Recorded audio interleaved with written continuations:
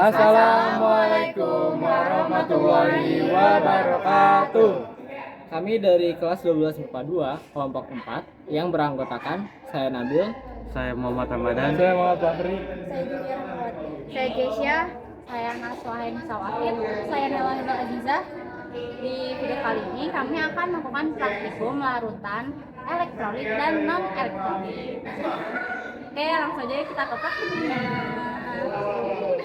Guys, kita hari ini praktikum kimia terakhir di SMA loh. Oke, stay tune terus.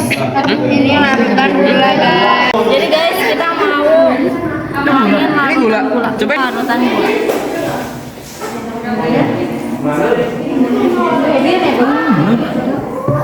gula. Gue minum ini ya. Terus pelan-pelan. Selanjutnya larutan NaOH. NaOH cair ya guys ya. Garam. Banjir. Lupa nggak? Berapa? Kalau mau karena videonya Ini cuka guys. Kita kerja seperti Mau? ini apa? Itu gula, ini NaOH. lama lu. Anjir, nyala. Gelembungnya Ini ada. nggak jelas ya gelembungnya. Iya. Ini banyak kok gelembung. Coba turun dah, turun. Turun mana sih orang udah? Gak banyak, itu banyak kecil. Tapi nggak sebanyak yang tadi. Iya.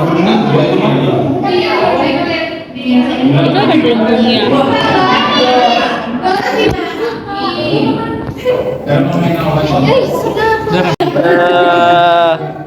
Tutup aja. Ini mah bakal nyala. Nyala aja. Ada tuh yang dipakai. Oh itunya ya, belum mengembung. Ada itu. Sabar ya. Tapi jarang. Ngambil zoomnya gimana? Yang Tuh ada tuh, masukin lagi Ram. Coba lagi deh. Mari kita dulu. Dua langkah aja. Ini lumusahnya. Itu apaan Jul? Garam. Jadi kita garam belum kan? Ya.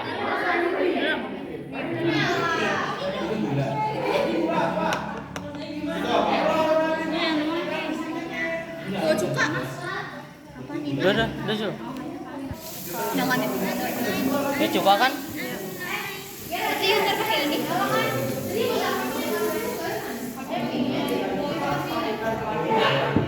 Ujungan masih pegangnya kok, takut kena. Ujungan ke bawah. Lu pegang ininya, ujung itunya. Di luar. Ujung ini juga kadang tadi masih nyetur manjir. Iya sih. Tengah-tengah. Ini nih, sini aja. Nah, dah yuk. Ini mah kayaknya aman. Nas, nyetrum. Ini larutan apa? Larutan garam. Ada itu. Ada. Banyak kan ya? Dalemin lagi nih.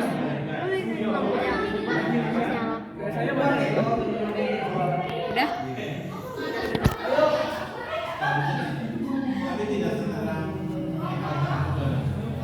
Udah. Udah nyalain? Tadi kan garam lagi 2 kali. Oh iya. NaOH kalian 2 kali.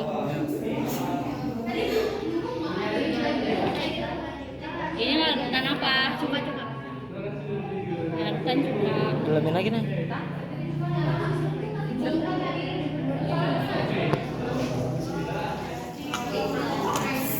Udah.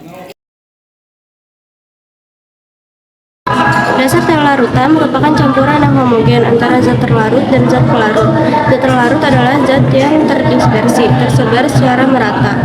Dalam zat terlarut mempunyai jumlah yang lebih sedikit.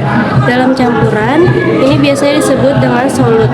Sedangkan zat pelarut adalah zat yang mendispersi atau fase pendispersi.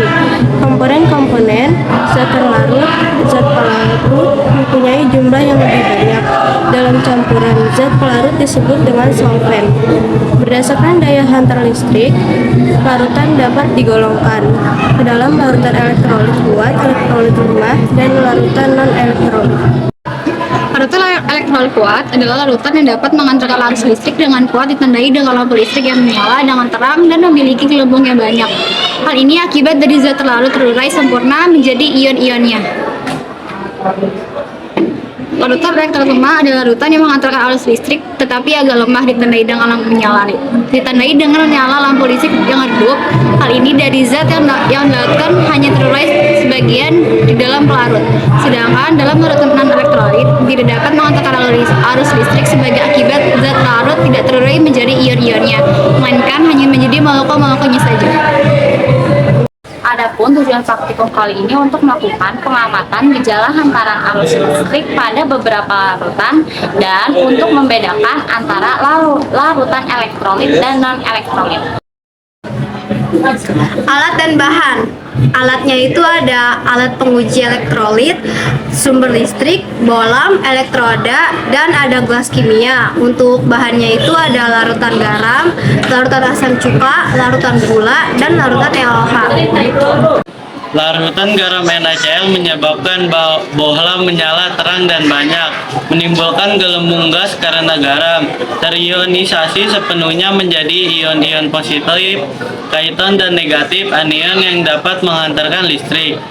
Larutan NaOH, natrium hidroksida, menyebabkan bohlam menyala terang dan banyak menimbulkan gelembung gas karena natrium hidroksida adalah elektrolit kuat yang terionisasi sepenuhnya menjadi ion Na+ dan OH-.